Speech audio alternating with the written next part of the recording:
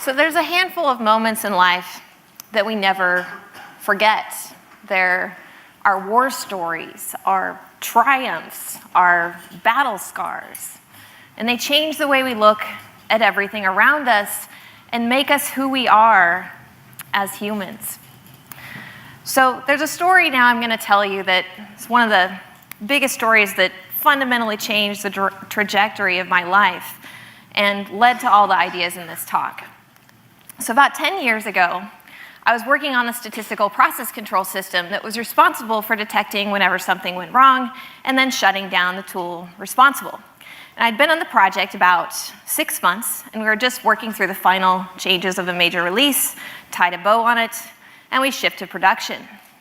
And later that night, we were on this conference call with IT, and I hear this guy just screaming in the background. And apparently, we had shut down every single tool in the entire factory. And so we rolled back the release and tried to figure out what happened. And there was this configuration change that didn't quite make it to production. And we all felt terrible at that point, but what are you gonna do? So we fixed the problem and we shipped to production again. Back on that same conference call with IT, and guess what? The same thing happened. Once again, every tool in the entire factory shut down. But this time, we couldn't reproduce the problem. We spent literally months trying to figure this out, and we were just completely stumped. And then meanwhile, our development team was sitting pretty much idle, so management just told them to go ahead with the next release. And everyone just started acting like nothing was wrong, but we couldn't ship anything. And 6 months later, we eventually found the problem, and it was this threading bug embedded in some multi-threaded code that we couldn't reproduce without a more production-like data stream. And we all felt terrible for going off the rails for 6 months, but all you can do is move forward, right? So we fixed the problem and crossed our fingers and our toes this time, and we shipped to production again, back on that same conference call with IT. And we were all watching these real-time activity charts and holding our breath as they booted up the software. And finally, everything looked okay. And we went home that night, relieved that things would finally go back to normal again. And then about 3 a.m., my phone rang. And it was my team lead calling, and he'd asked me about some code that I'd written. And I'd made some improvements to the code that caused a memory leak and ground the system once again to a screeching halt. And this time, it was totally my fault. So keep in mind here, we had this really awesome team, one of the best teams I'd ever worked on in my career. And we had this mountain of automation, and we were disciplined with best practices, CI, unit testing, design reviews, code reviews. We did all this stuff. And you add these things together, and you'd think you'd have the recipe for a successful project, right? But instead, I watched my project crash into a brick wall, and we brought down production 3 times in a row, and then didn't ship again for another year, just totally off the rails. So how did we turn this project around? So we're in this retrospective meeting and talking about, what are we supposed to do? Our tests aren't catching our bugs. Then one of my teammates said, well, if we don't understand a problem, we should collect data. And then we started thinking, well, what data would help us understand this problem? And I thought the problem was technical debt that was building up in the code base and causing us to make mistakes. And so I wrote this tool that could detect high-risk changes in the code and let us know where we needed to do extra testing. But what I found wasn't what I expected at all. So this is kind of what our system architecture looked like. We had our core SPC engine and some UI code and charting code. And if you looked at the code base, it kind of looked like this. But all the bugs were in the most well-written parts of the software. The bugs weren't in the crufty code that was full of technical debt like we were expecting. The bugs were in the code written by our most senior engineers. And at first, we had no idea what to do with that. This is what I knew. When I had to work with complex code, it was really painful. But what made development actually feel painful? And so I started keeping track of my painful experience with the code and visualizing it on a timeline like this. So the pain started when I ran into some unexpected behavior and ended when the problem was resolved. So this is 5 hours and 18 minutes of troubleshooting time. Would all of you agree that's pretty painful? So the amount of pain then was caused by two factors, the likeliness of unexpected behavior and the cost to troubleshoot and repair the problems. And so if I wanted to understand the things that were causing the pain, I need to understand the things that caused these two factors. And so what we did is start breaking down all these problems into categories. And what we realized as we did this is most of the problems were actually caused by human factors rather than problems inside the code itself. So for example, stale memory mistakes. So this is when I have an idea in my head about how the code is supposed to work, but it doesn't work that way anymore because somebody changed it. Or ambiguous clues. This is when you're running an experiment and there's multiple possibilities for how a behavior can occur, and you make a bad assumption and down the rabbit hole you go, troubleshooting for hours. Anyone ever done that before? So these aren't really problems inside the code itself. Pain is a consequence of how we interact with the code. Or you can think of it as pain occurs during the process of understanding and extending the software. And so I learned to optimize what I call idea flow, or this flow of ideas between the developer and the software, rather than optimizing the code itself. And we did that with the help of a data-driven feedback loop. And this is what my book is about, Idea Flow on Data-Driven Improvement in Software Development. So my team ended up spending tons of time working on improvements that didn't make much difference for almost a year. And we had tons of automation, but the automation didn't catch our bugs. And we had well-modularized code, but it was still extremely time-consuming to troubleshoot defects. And then we started asking, what are the specific problems that are causing the team's pain? And that's when everything changed. And we were finally able to turn the project around. And I learned one of the most valuable lessons in my career. The hard part isn't solving the problems, it's identifying the right problems to solve. The hard part isn't solving the problems, it's identifying the right problems to solve. And if we keep ignoring all these human factors that are core to everything we do in software development, we're going to keep getting this wrong. So let's talk about humans. Specifically, what changed on our team? Because our project was, really messed up. We went totally off the rails. It was tragic. But on the other side of that tragedy, something really beautiful happened. We learned how to learn together as a team. And then a few years later, I read this awesome book, to date still the most inspiring book I've ever read in my life, The Fifth Discipline, The Art and Practice of the Learning Organization. And it sounded exactly like what my team was doing, but on a bigger scale. And I couldn't help but start dreaming, what if we learned how to learn together as a community, as an industry, as a society, as a species? What if we started looking at the world like one big design problem and using our engineering skills to conquer the biggest challenges in the world? And I know this sounds like a crazy pie-in-the-sky dream, but the type of learning culture we need is pretty much the same, whether we're talking about our teams or our organizations or a community or our industry. The culture is, fundamentally the same. But when I talk to engineers about, let's fix these human problems, this is a scary thought, right? Coding problems, we get this stuff, we got tools for this. But human problems, we panic. And then I read this other book, Predictably Irrational, on behavioral economics, and the idea is that even though humans make irrational decisions, they make predictably irrational decisions, and we can account for this irrational behavior in our economic models. And this gave me this crazy idea of, what if I could explain humans like code?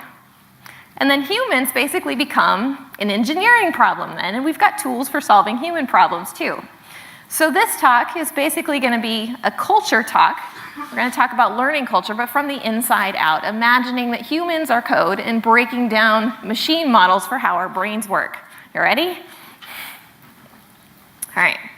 So imagine a human is a decision-making engine written in code.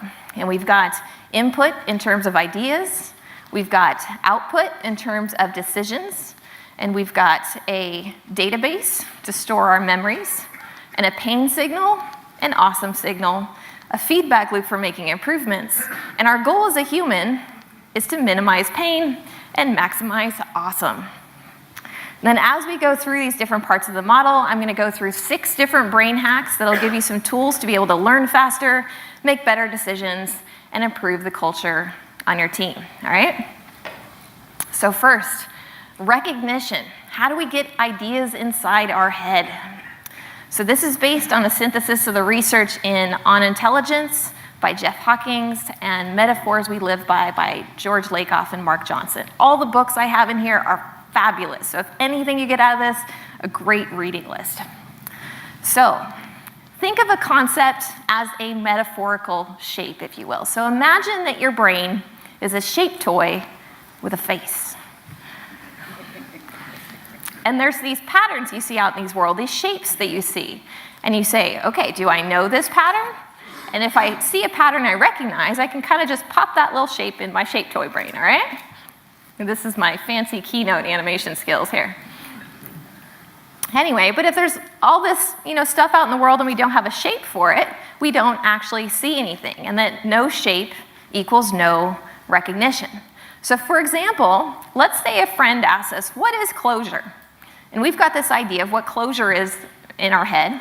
And so we put that idea on the wire and tell our friend, but all our friend hears is gibberish. So what's actually going on here? So recognition you can think of as a bottom-up process. We've got these sensory signals that hit the lower levels of our brain, and then we summarize, and get to the point that we resolve this into a concept. But when recognition fails, that same process occurs. We have those same sensory signals, and we summarize, and at that point, we don't resolve it into anything, and we get gibberish. So this is where the shape toy brain idea kind of comes in. So because of this, new shapes are always defined relative to old shapes. So if I'm trying to answer this question, what is closure? And I know about Lisp, which is a functional language, and I know about Groovy, which is a JVM language, I can kind of put these two concepts together to get this new concept of closure. But all shapes that we learn are basically defined in some kind of other relative shape. And this might not be perfect, but gives you foundational understanding then to go and build other ideas on top of. And this brings us to brain hack number 1.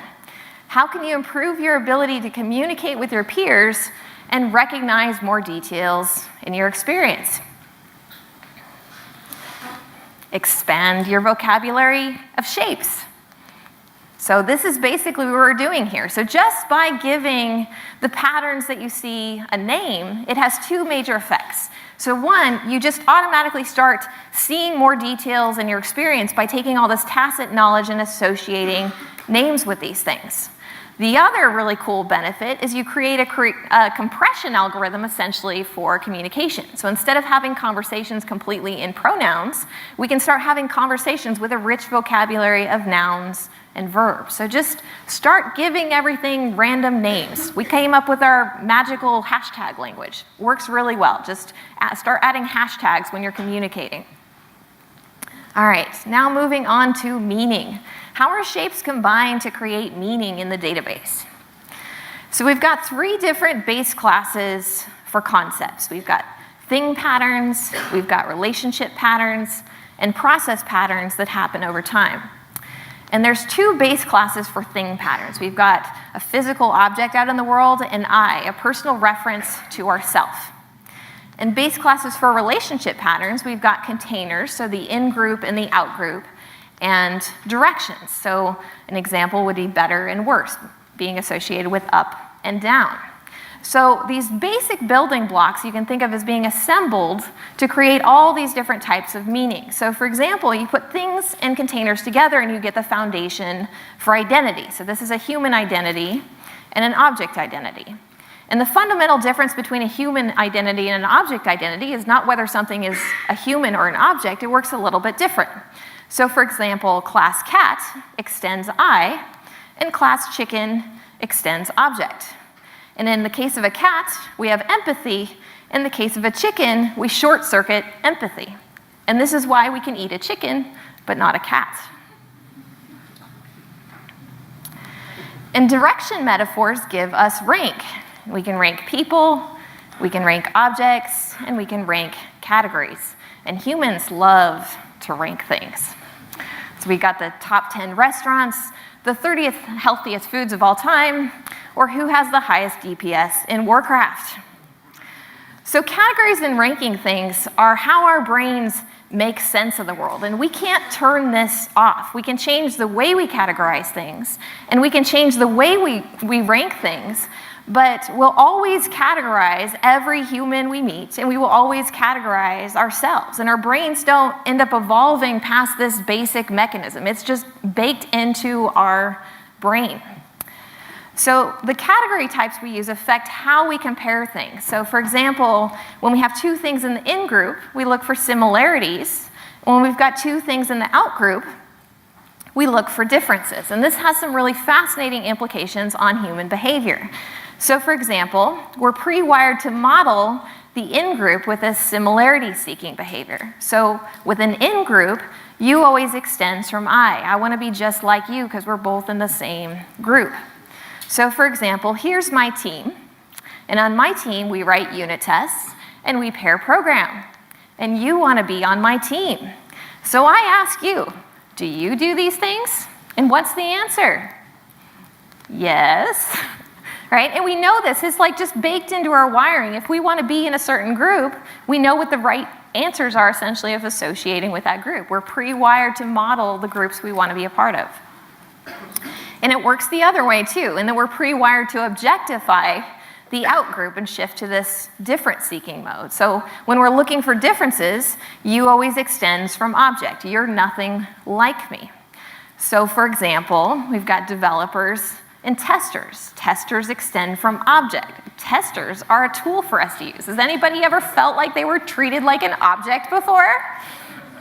And often developers also have the superiority complex too, right?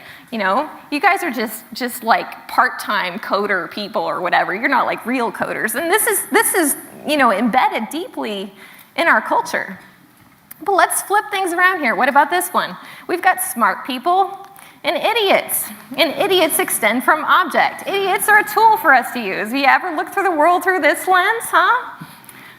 So the point here is whenever I decide that someone is not like me, I short-circuit empathy. And this is why we act like assholes. So, brain hack number 2, how do you stop being an asshole? And the trick here is to rewire your brain for empathy. So let's say I encounter this person here, and I just have all these feelings of disgust. Maybe they're an idiot and they support a political candidate I don't like, right? So here's how you rewire your brain. You ready? This is the recipe for world peace.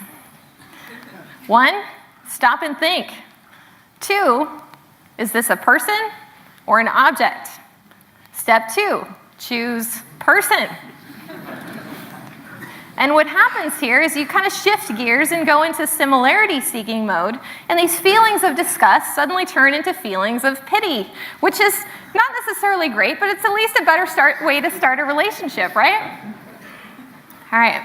So we're also pre-wired to extend identity to our offspring. So this is me, this is my baby. My baby extends from I, my baby is a part of me. And we're also pre-wired to extend identity to our soul crafts. So this is me, this is my code. My code also extends from I. And this creates some serious problems because when our code gets criticized and someone tells us our code sucks, it's painful, right? We take it personally because our code is an extension of ourselves. So brain hack number 3, how do we stop feeling defensive? So same rule kind of applies. We can rewire our brain to disable empathy. So let's say we're in a code review, somebody tells us our code sucks, what are we supposed to do? All right, so here's how you rewire your brain. Stop and think, is my code a person or an object?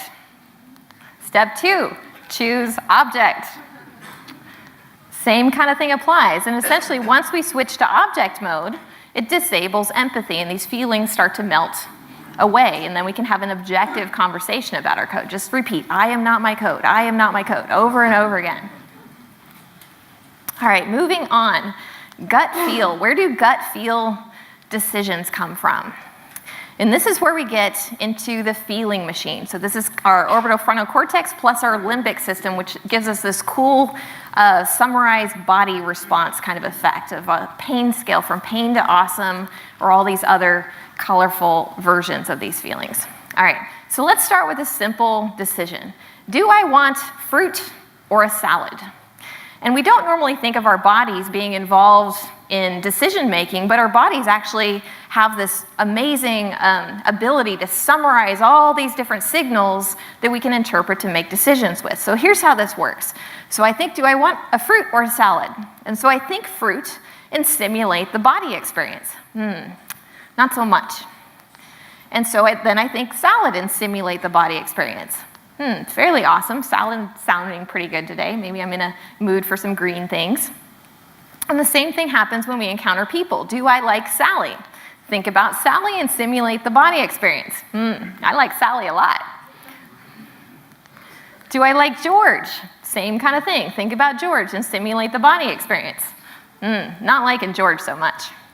And this basic mechanic is used to make judgment decisions about all kinds of things. So we go in the store and we're overwhelmed with all these options, right? And we need to choose what kind of soup we want to go home with. This is how we do it. Summarize body response. But with more complex decisions, it's a little more complicated. So imagine that our brain is a decision-making engine, and we've set a breakpoint in our brain. And in this moment of the breakpoint, you can imagine that your decision is kind of like a function with inputs and some logical evaluation of those inputs, and then we make a decision. And in that moment, we've got all these different feelings that we can kind of imagine. So for example, should I write a test? Maybe. Should I skip the test? Probably not a good idea. Maybe I should delete all the code. That sounds good. But where do these feelings actually come from? And this is where we get into that last base class for process pattern, or a journey with a beginning and end, these little obstacles you hop over along the way. And a journey basically allows us to capture the roller coaster of human experience. So you can think about, what were the challenges on the journey? And if the walls you run into, those are constraints, and those might be mapped to feelings of frustration. We can have piles of mud or friction that you have to overcome, and that might be associated with pain. You can have strategies that you use to walk around the mud. Maybe those are associated with feelings of victory. And you can imagine all of these different stories kind of being chained together into infinite combinations to represent our experience. And all journeys always end in pain or awesome. So the way these things get constructed, you can think of as journeys being constructed of these chainable parts of situation, strategy, and consequence. So hypothetical scenario here. Let's say I brought down production 3 times in a row. And I want to do better next time. So how do I avoid this pain next time? And this is where our consciousness kind of jumps in to help us out. And we start running these what-if scenarios. So what if I had checked the configs? And what if I had written better tests? And so I think about all these alternative hypotheticals, and then I think, okay, well, now I can do better next time. But how do we actually avoid the pain next time? So you can imagine all of these story patterns start to build up this prediction machine. So when I see this situation that's similar to the one in the past, I bring back all these memories of pain that happened in the past associated with that situation. And just with a simple heuristic of minimizing pain and maximizing awesome, I can intuit these strategies from the past. So gut feel basically arises through this basic mechanic of pattern reinforcement.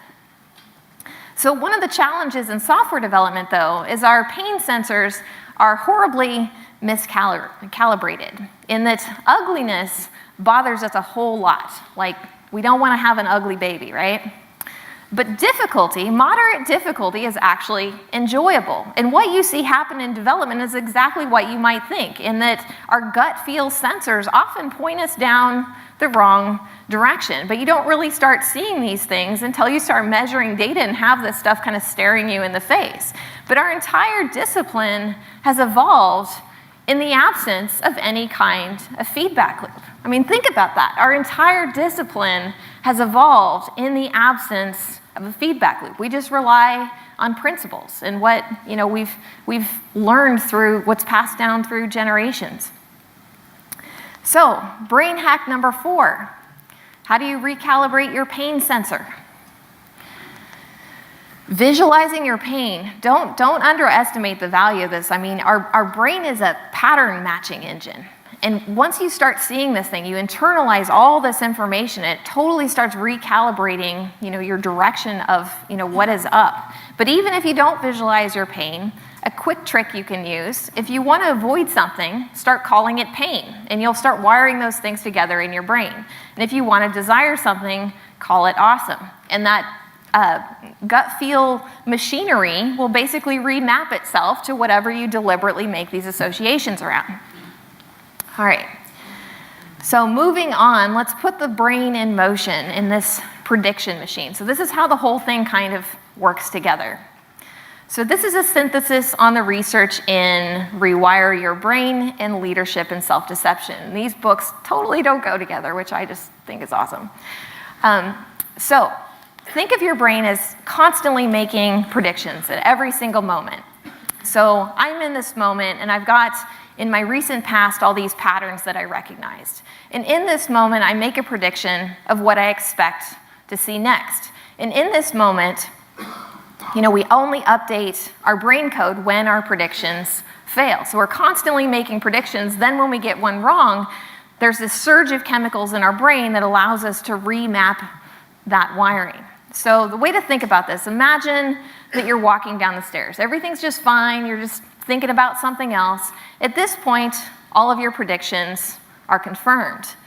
And then there's this step that's not quite where it's supposed to be, right? And in that moment, your prediction is violated. Do I need to grab the rail? Do I need to brace myself? And this is the classic WTF moment of where this thing bubbles up to the top of your head. And in this moment, there's two things that happen. So first, our consciousness is summoned to pay attention in this moment, to do something about this emergency that just occurred. And then we also have this flood of chemicals that allows us to repair our prediction machine and essentially construct a story out of the situation that makes sense. So for example, we fell down the stairs, and now we're thinking, oh, well, if I had grabbed the railing, I could have prevented this thing. So now next time when we're walking down the stairs, we have this memory of this past pain and the solution that we came up with of grabbing the rail. So we instinctively grab the rail without even thinking about it and repair that engine. So the other place that this violated predictions come up is with social rejection. So if our identity predicts that we should be included in a group, and that group says no, WTF, that wasn't supposed to happen, right? But now we've got lots of pain associated with this too, and the same process occurs. So our consciousness comes in to resolve the issue, but now we've got to repair identity. So how do we repair identity? So here we are in this situation. Here's me and these group of people that rejected me. And the easiest way to solve this problem is to turn that in-group into an out-group and map these feelings of pain to feelings of disgust and basically decide, oh, I never wanted to be in this group anyway, and come up with some alternative story to make sense of things. But in order to do this, we often end up telling ourselves a pack of lies to make this whole thing make sense. And then one of our friends comes in and listens to us tell this crazy story and is like, WTF, that doesn't really make a whole lot of sense. But what happens then is this triggers all these memories that we have in the past of this pain. So now we've got another scenario we got to solve. So thinking about the situation, maybe this person wasn't actually our friend after all, and we can kind of shut off this pain that way too. And so when you think about this, self-deception is essentially a coping strategy for resolving these type of identity conflicts. But the problem is once we start going down this path, it becomes kind of a downward spiral. So you can think about, I've got my personal sense of truth in the center, and I've got this layer of identity and this layer of self-deception on top. And I've got this internal sense of direction or an authentic path or the sense of what is true in the direction I ought to go. And then I've got these lies that are telling me to go a different direction. And then the more we end up deviating from our authentic path, the more we have to rationalize all the stuff going on, and the deeper and deeper we end up getting buried in self-deception and lies until that internal sense we have of what is right starts to melt away. And this is what we call emotional baggage. We've all got it. So, brain hack number 5. How do we escape the downward spiral? Because it's really hard to get out of this mode once you've started down this path. So the best way I found to get out of this is upgrading our conceptual model for identity, or what I call identity 2.0. So identity 1.0 is I am the sum of my past. So think of this as the database is me. And identity 2.0 is I am the one who chooses in the moment, or consciousness is me. And the key here is, we can't do anything about our past experiences, whether our parents didn't care about us or we were traumatized in high school or whatever it is, these patterns are now just baked into our brain and we're stuck living in our bodies. But we always have the power to choose who we want to be. So the way I think about this, if you imagine that all my lessons are in the past, this database of stuff that's behind me, and I am the one who's always choosing in the moment. And then our vector in life essentially becomes the dreams that we're trying to achieve. And what I've essentially learned is that momentum on this journey of dreams and being in alignment with this direction is what brings us joy in the moment. So you can think of Identity 2.0 as a principle of continuous choice. So ask yourself, what are the choices that you can make every day that define who you are? What are the choices that you can make every day that define who you are as a person? And so what we're actually doing here is refactoring that base class, which is going to have a ripple effect through our entire model of the way we see the world. So when I was trying to answer these questions, I thought back to my team and, what choices did we believe in? And, as I mentioned, this project was really broken, but this tragedy just had a way of bringing us together. And, we didn't give up. And we believed in ourselves, and we believed in each other. And we believed that if we were willing to work together, we could solve any problem that we needed to solve. And so I wrap these ideals into what I call the C.L.E.A.R mindset: courage, leadership, empathy, authenticity, and respect. And remember, Identity 2.0 is a principle of continuous choice. So courage isn't the absence of fear, it's the decision to do it anyway, despite fear. And leadership is the decision to carry the torch, commit to the journey, however long the journey takes. And empathy is the decision to be patient with understanding each other and patient with understanding ourselves. And authenticity isn't the lack of filter, it's the lack of self-deception. It's the decision to seek truth. And respect is the decision to see other people as humans. And, it's the no asshole rule, essentially, right? And what happens when we start forcing choice and overriding our intuition and acting according to principles as opposed to where intuition is leading us is we violate our own predictions. And when that happens, we have an opportunity, that same rush of chemicals that gives us an opportunity to ask, what is true, and rewire our brains. And because we no longer have a need for all these lies anymore, because they no longer define who we are as a person, all this baggage just starts to melt away. And that authentic sense of truth kind of comes back, and we kind of rediscover and get back in touch with ourselves. So far we've been talking about stuff in first person, right? Things happening within ourselves. But brain hack number 6, how do we build a clear culture? So one of the challenges here is, we can only control ourselves, but not all these other people. So how do we change the culture on a team? We can choose the path we want others to follow. So think about culture as an emergent property from all these different humans interacting with one another. And the only thing we actually control is our personal mindset. So there's only I who chooses. But remember, we're pre-wired to model the in-group.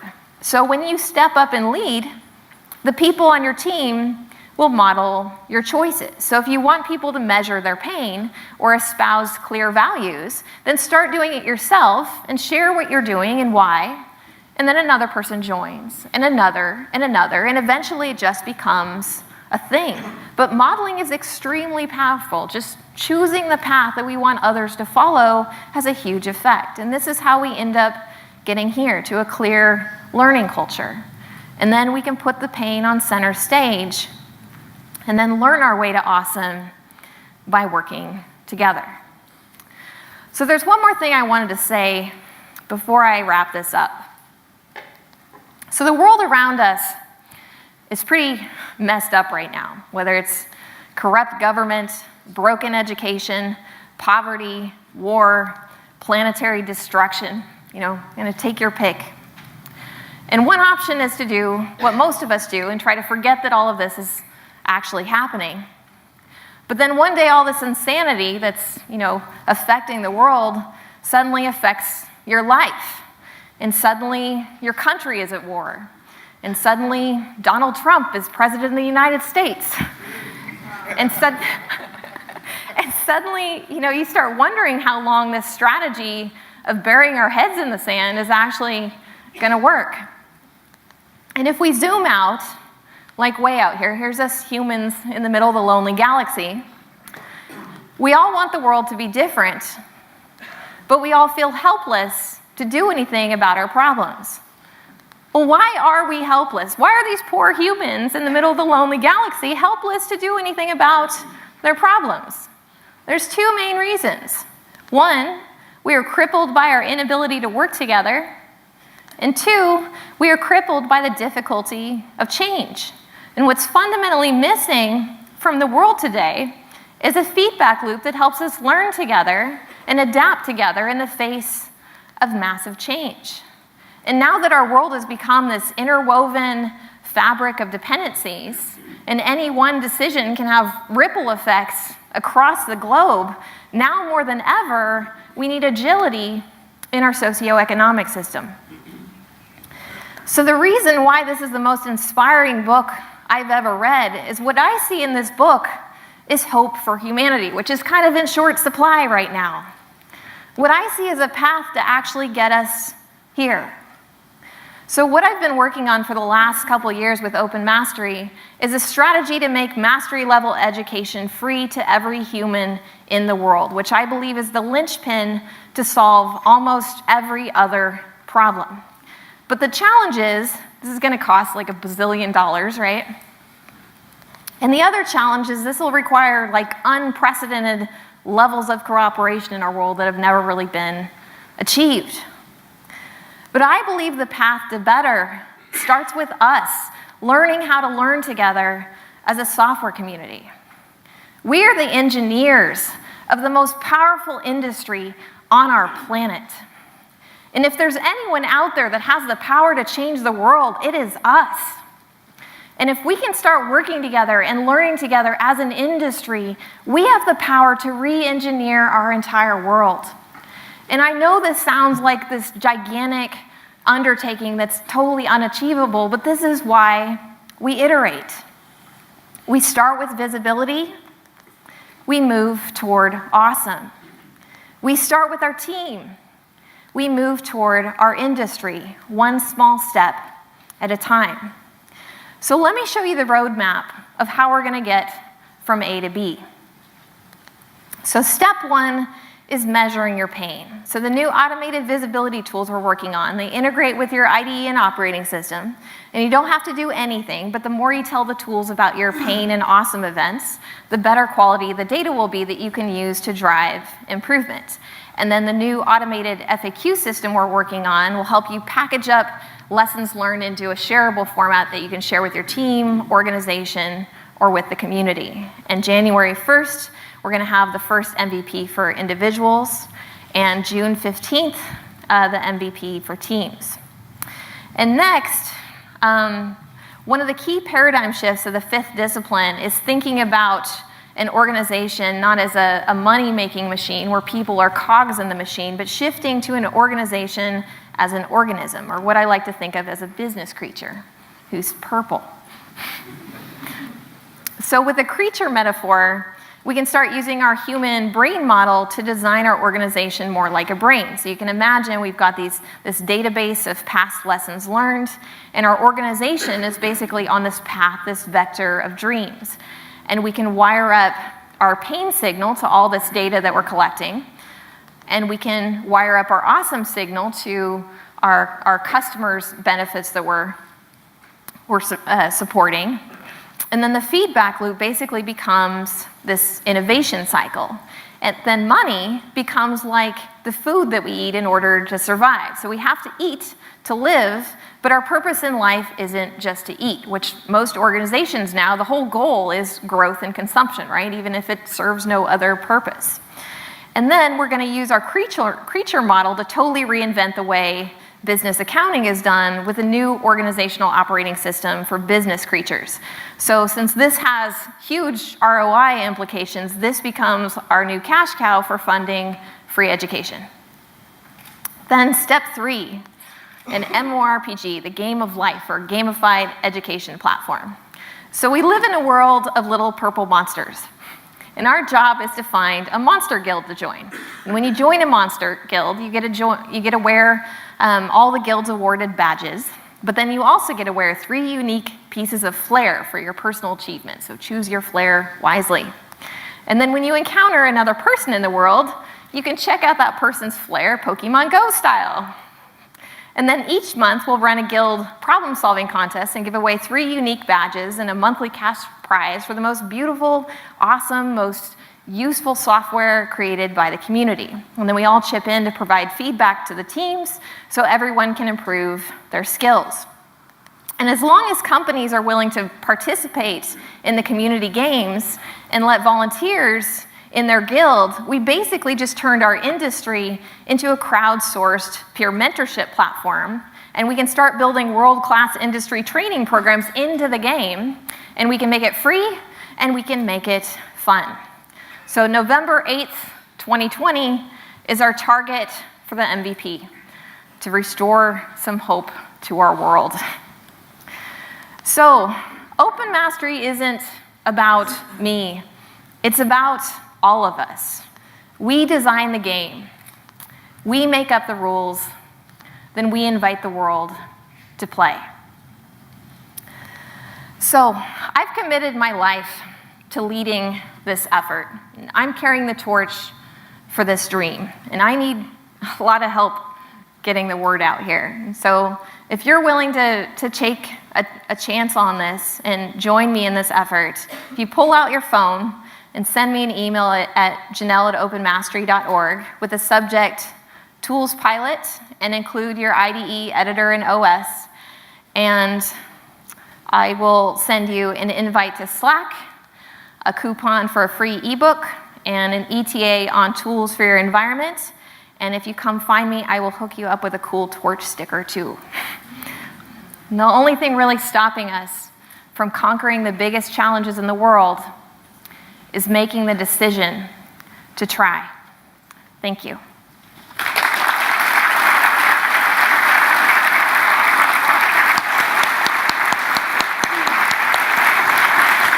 Thank you, Janelle.